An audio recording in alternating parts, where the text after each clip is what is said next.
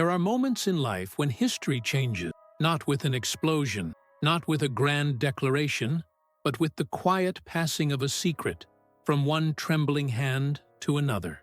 This is one of those moments. In the final months of his life, as the world smiled at the public image of a weary but steadfast Pope Francis, something very different was happening behind the closed doors of the Vatican. A mystery, a warning, a burden he knew he could no longer carry alone. Witnesses close to him speak of late-night meetings, private audiences held away from the cameras, where only a few trusted cardinals were allowed to enter. No recordings, no official transcript, only whispered words and the rustling of envelopes, thick with the weight of something far greater than any of them wanted to acknowledge. Inside those envelopes were 7 letters, 7 prophecies, written in the Pope's own hand, each one a fragment of a vision he could no longer keep, locked within himself. They say his hand trembled as he wrote them, not from weakness, not from age, but from the sheer gravity of what he was revealing.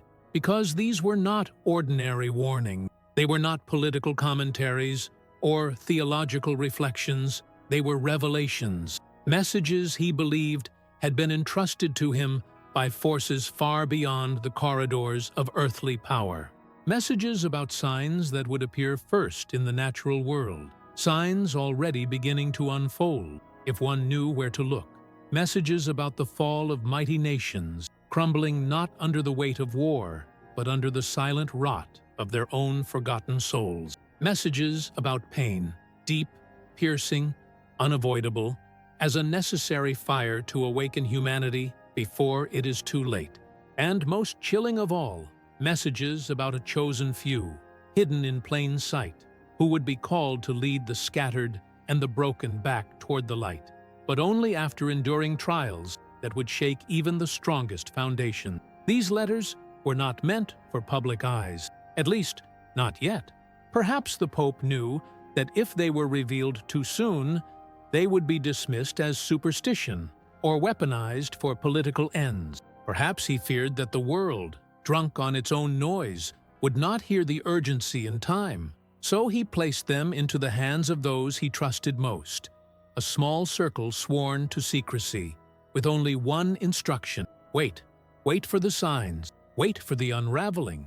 Wait until the world itself cried out for answers. No government, no ideology, no science could provide. Then, and only then, the letters would be revealed. Some believe that moment has already begun.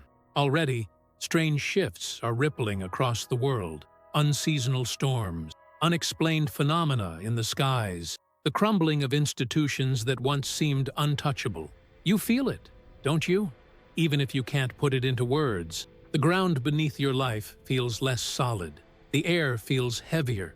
The future, once so easily planned, now shrouded in a mist you cannot part. And perhaps, just perhaps, it is no coincidence that these sensations match almost exactly the warnings contained within those secret letters. The delivery of the letters was not just a formality, it was a transfer of responsibility. The Pope, frail in body but sharp in spirit, knew he would not live to see the fullness of the storms he foresaw, but he also knew that the burden must not die with him. It had to be carried forward, protected, released at the appointed time. And that time, it seems, is rapidly approaching. But why 7 letters? Why not simply 1? According to those who have seen glimpses of their contents, each letter corresponds to a different domain of human life: nature, nation, faith, family, justice, hope, destiny. Each thread, when unraveled, reveals a part of the larger tapestry of what is coming, and what must be done to survive it, and perhaps even to redeem it. The Pope, it is said, wept over these letters, not because he feared for himself, but because he saw the sorrow that would descend upon a world too stubborn to heed the early warnings. He saw cities trembling under storms they could neither predict nor control. He saw leaders standing atop collapsing towers of their own pride. He saw families torn apart by forces they could not name. And he saw the tiny, flickering lights, men and women, often unnoticed, who would refuse to let hope die even in the darkest hour. It is for them, for you, that he wrote, because the battles ahead will not be fought with armies. They will be fought in the spirit, in the heart, in the will to choose love when hatred is easier, to choose faith when despair seems certain. The letters are not a death sentence, they are a summons, an awakening, a preparation for a storm that is already whispering at the edges of your life, if you dare to listen closely enough. And so we begin the journey through these hidden prophecies, through the signs already unfolding, through the unseen war already raging around you. In the next breath, we will uncover the first of these warnings, the disturbances in nature that were foretold as the first trumpet blast of what is to come. Because the earth itself has begun to speak, and those who have ears to hear must listen, before it is too late. The earth has always spoken to those willing to listen. Long before the rise and fall of empires, before the carving of borders, before the building of cathedrals and skyscrapers, the earth has cried out in warning and in wonder. And now, as Pope Francis foresaw, the earth is beginning to speak again, not in whispers, but in shouts that shake the foundations of what we once believed to be safe. You may have felt it already, even if you couldn't name it. The storms that seem to come out of nowhere, carrying a violence that feels almost personal. The seasons shifting out of rhythm, as if the ancient music of the earth is being torn apart, note by note. The fires that devour entire forests in a single night, raging faster than human hands can fight. The skies that bleed, colors no scientist can fully explain. The first of the 7 letters spoke clearly. When the earth trembles without warning and the sky weeps strange lights, know that the time of the great testing has begun. And now it is happening. Across continents, anomalies have been reported, not just the usual disasters, but patterns of disruption so intense, so eerily synchronized, that even the skeptics are beginning to whisper about something greater at play.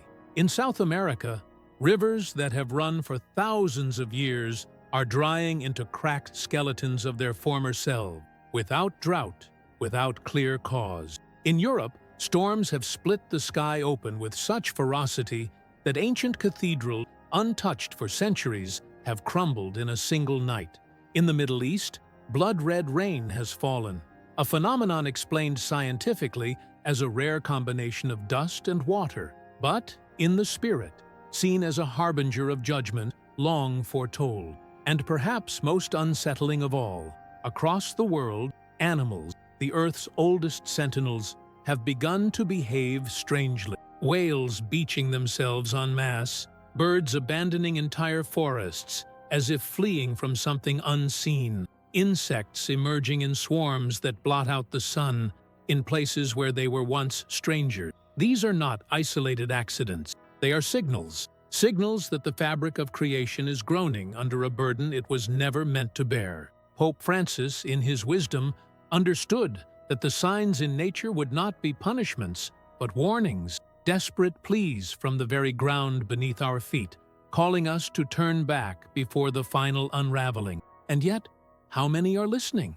How many are rushing faster into distraction, noise, division, oblivious to the symphony of sorrow rising all around them? How many are mocking the signs as coincidence, even as the seas rise and the mountains crack? The truth is this: the earth is not our possession.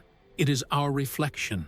And when the soul of humanity grows sick, the earth itself begins to manifest that sickness. The storms are not just meteorological, they are spiritual. The fires are not just ecological, they are existential. The trembling of the ground is the trembling of the human heart, mirrored back to us with devastating honesty. Pope Francis wept over this vision, not because he feared the earth's wrath, but because he saw the deeper tragedy, that humanity, given so many chances, so many warnings, might still choose blindness over awakening. Yet he did not leave us without hope.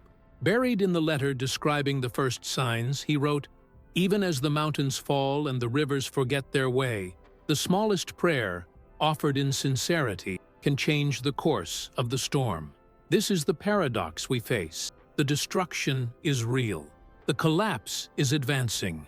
And yet, at any moment, a single soul turning back to the light can begin a chain reaction of redemption far beyond what they can see. But it requires something we have nearly forgotten how to give: attention. Sacred, reverent, urgent attention. Not the frantic scrolling of headlines, not the shallow awareness that comes and goes with the news cycle, but the kind of attention that feels like a burning in the bones, the kind of attention that leaves you trembling in the silence, knowing you have heard something holy. Look around you. Have you noticed how the sunsets seem sharper lately? How the winds carry a kind of voice that you almost understand? How the trees bend not just with the weather, but with a sorrow you can feel if you are still long enough? The earth is speaking. The first prophecy is unfolding, and we are not passive witnesses. We are participants. Our choices, our prayers, our awakenings or our apathy, all are feeding the fire or the healing. And as the earth cries out, so too do the nations. Because the signs in the sky and the trembling of the ground are only the beginning. The deeper collapse, the one that Pope Francis feared most, is the collapse of the nations from within. A fall not driven by enemies at the gates, but by the erosion of the spirit from the inside out. In the next breath, we will uncover this second prophecy, a prophecy that does not merely warn of physical ruin, but of a spiritual sickness gnawing at the heart of civilizations once thought unshakable. Because the earth's shaking is only the first whisper, the roar is still to come, and it will come from within. It is easy to imagine the fall of great nations as a grand cataclysmic event. Cities set ablaze, armies clashing, a moment of visible, undeniable defeat. But the fall that Pope Francis foresaw was far more insidious, far more devastating. He saw not an explosion, but an erosion, a quiet, persistent crumbling from within, so subtle that many would not realize it until the ground gave way beneath their feet. In the third letter, written in the shaky but deliberate hand of a man who knew his time was short, the Pope warned, "It will not be by war that the great shall fall. It will be by forgetting who they are." And now, if you have eyes to see, you can witness it unfolding all around you. Look at the nations once considered pillars of strength and stability. See how the foundations of their societies are fracturing, not from outside attack, but from the slow, relentless disintegration of truth, virtue, and shared purpose. The symptoms are everywhere. A rise in leaders who speak not of service, but of power. A public more interested in spectacle than in substance. A media landscape flooded with noise but empty of meaning. Communities splintering into tribes of suspicion, fear, and rage. And underneath it all, a growing apathy, a sense that nothing can be trusted, nothing is sacred, nothing is worth fighting for anymore. This is how nations die, not with a bang, but with a shrug. Pope Francis saw that the true battleground would not be on distant frontiers, but within the hearts of the people themselves. And the weapon would not be swords or bombs, but despair. Despair that poisons the wells of trust. Despair that convinces the strong they are weak, and the wise that nothing can be known. Despair that paralyzes action and stifles hope.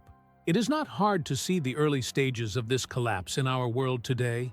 Political systems that once prided themselves on dialogue and democracy now descend into constant gridlock and bitter division. Social fabrics that once celebrated diversity now tear themselves apart over every difference, no matter how small. Religious institutions that once served as moral anchors now find themselves adrift, battered by scandal, compromise, and loss of credibility. In the letter, the Pope wrote, "There will come a day when the voice of the shepherds is no longer recognized by the flock, and the flock, hearing only its own confusion, will scatter into the shadows." Those shadows are lengthening now, and yet, even as he recorded these grim visions, Pope Francis did not surrender to hopelessness. He believed fiercely that collapse was not inevitable. It could be delayed. It could even perhaps be averted in some places, but only if enough individuals chose to resist the despair, not through politics alone, not through economic reforms alone, but through a radical reawakening of the spirit, through the rediscovery of what is truly worth preserving: honor, compassion, truth, sacrifice. These are the pillars that support any great nation, and when they are eroded, no amount of wealth, no military might, no technological marvel will be enough to save it. You may be wondering, what can one person possibly do against the tide of such decay? The Pope had an answer for that too. He wrote, "The spark that saves a nation is not lit by institution. It is lit in the hidden places, in the quiet prayers, in the small acts of courage, in the hearts that refuse to let the flame of goodness be extinguished. You are not powerless. Your faithfulness matters. Your integrity matters. Your willingness to stand for what is right, even when it costs you, matters more now than ever before, because the battle for the soul of nations will not be won in parliaments or on battlefields. It will be won or lost in the unseen decisions of millions of ordinary lives, in your life, in your home, in the conversations you have, the choices you make, the prayers you lift when no one is watching. This is not a burden you were meant to carry alone. There are countless others scattered across the earth, feeling the same stirring in their spirits, the same call to become a living resistance against the darkness. And together, though separated by oceans and borders, we form a hidden army, an army of light, an army that may yet turn the tide. But it begins with seeing clearly. It begins with acknowledging that the fall is not just possible, it is already in progress, and then choosing, day after day, to plant seeds of faith where despair would rather take root. In the next breath, we will move deeper still, because the fall of nations is not the end of the story. According to Pope Francis, after the collapse comes something even more painful, but also, perhaps, more necessary: a forced awakening, a spiritual shaking so profound that no one, no matter how hardened or lost, will be able to ignore it. The question will be, will we awaken in time to rebuild, or will we cling to the ruins until they bury us completely? The next letter holds the key, and what it reveals will change forever the way you see the trials already beginning to unfold around you. Prepare your heart, because the next sign is not about destruction. It is about rebirth through fire. Pain has always been one of the most powerful teachers. We do not choose it. We do not welcome it. But when it arrives, when it seizes us by the heart and demands our attention, it often reveals truths we had long buried under layers of comfort and denial. Pope Francis understood this with heartbreaking clarity. In the fourth letter, he wrote, "If the heart of man will not awaken through invitation, it must awaken through suffering." It is a terrible reality, and yet it is also a reflection of mercy, because to be left asleep, to slumber peacefully while the soul decays, would be a far worse fate than to be shaken awake by pain. The Pope foresaw a time when humanity's spiritual lethargy would reach such depths that only profound, collective suffering could break through the crust of indifference. And that time, he believed, was at the doorstep. Already, the early signs are visible. Communities ravaged not just by war or disaster, but by the collapse of meaning. Families torn apart, not just by conflict, but by a slow erosion of trust, love, and purpose. Individuals falling into spirals of loneliness, addiction, violence, not because they are evil, but because they are desperately seeking something they can no longer name.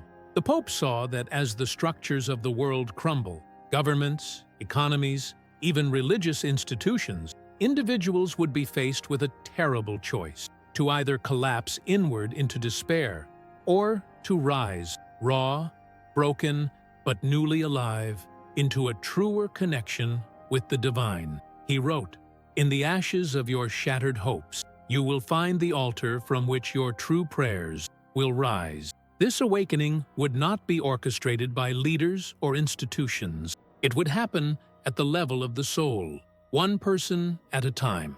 In hospital rooms, where the noise of the world finally falls silent and eternity presses close. In moments of financial ruin, when everything false has been stripped away and only the essential remains.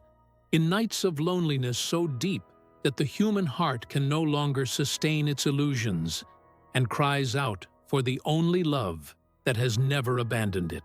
This will be the fire of purification, a fire that consumes everything that cannot last: pride, greed, apathy, leaving only what is real. And it will not be optional. The storms will not wait for permission. The losses will not ask if you are ready. They will come because they must. Because humanity has resisted every gentler invitation. Because the soil must be broken before the seed can grow. This is not cruelty. This is the desperate love of a creator who refuses to abandon his creation. The Pope believed that those who have ears to hear will recognize the first tremors of this spiritual earthquake and will prepare their hearts accordingly. How? By practicing surrender now, before it is forced upon them, by choosing honesty now, before illusion is torn away, by rooting their lives in prayer, in humility, in acts of sacrificial love, before the floods come.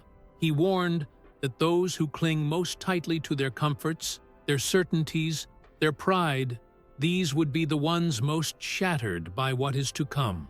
But those who have already begun to loosen their grip, to live lightly, to walk humbly, these will pass through the fire not unscathed, but undestroyed. And on the other side, they will emerge luminous. Wounded, yes. Scarred, certainly. But awake, alive in ways they never dreamed possible. The Pope compared this process to the refining of gold. In its natural state, gold is hidden within rock and dirt, indistinguishable from common stone. Only through the furnace, through intense heat, can the impurities be burned away and the true treasure revealed. And so it will be with us. Through the furnace of suffering, the divine image within each soul, so long obscured by fear, by selfishness, by distraction, will be revealed in breathtaking clarity. But it will not happen by accident. It must be chosen, even in the midst of the pain. It must be embraced, even when everything in you wants to run or numb or harden your heart. The Pope's words echo across the years now. Blessed are those who, when the storm comes, lift their eyes to heaven instead of cursing the wind. You will be tempted to curse. You will be tempted to despair. You will be tempted to believe that the collapse means all is lost. But hear this: the collapse is not the end. It is the labor pains of a new birth. A birth not of new systems or governments or ideologies, but of new soul, awakened and ablaze with the fire of true love. In the next breath, we will explore the final letter, perhaps the most mysterious and hopeful of them all, because it speaks of those chosen not only to endure the coming storms, but to lead others through them, the guardians of the new dawn. And you may discover, to your amazement, that you are one of them. There is a moment, just after the worst of the storm has passed, just when the ground is still soaked with tears and the sky is bruised with memory, when something unexpected begins to happen. Hope rises, not in grand pronouncements or victorious celebrations. It rises quietly, stubbornly, through the wreckage, in the small lights flickering where everything else seems dark. Pope Francis, in the final of his 7 letters, spoke of these lights. He called them the guardians of the new dawn. And he believed, with a certainty forged in suffering, that they would not be famous. They would not be powerful in the ways the world measures power. Instead, they would be ordinary men and women, the overlooked, the underestimated, the ones whose faith had been tested and found unbreakable. These are the chosen ones, not chosen for privilege or for pride, chosen for service, chosen to be the living bridges between the ruins of the old world and the foundations of the new. The Pope described them vividly. You will know them by the peace they carry in their eyes, even when the fires rage. You will know them by the way they kneel before God, not to demand answers, but to offer themselves as vessels of mercy. These guardians will rise from the ashes not because they are immune to pain, but because they have been transformed by it. They will have scars. They will carry wounds invisible to the eye, but they will also carry an authority no title or institution could ever bestow, the authority of those who have passed through death and still chosen life. And their task will not be easy. They will not be called to build new empires or impose new systems. They will be called to shepherd souls, one heart at a time, back toward the light. They will sit with the grieving and speak life.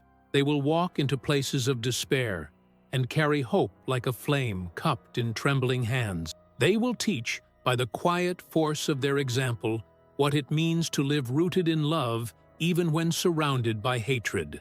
Some of them will be priests, pastors, monks. Many will not.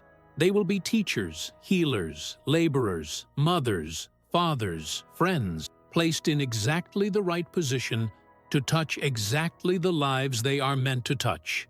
And they will know who they are, not because someone will announce it, not because they will wear special robes or bear visible marks, but because deep inside they will hear a voice, a calling that no noise of the crumbling world can silence. You are needed, the voice will say.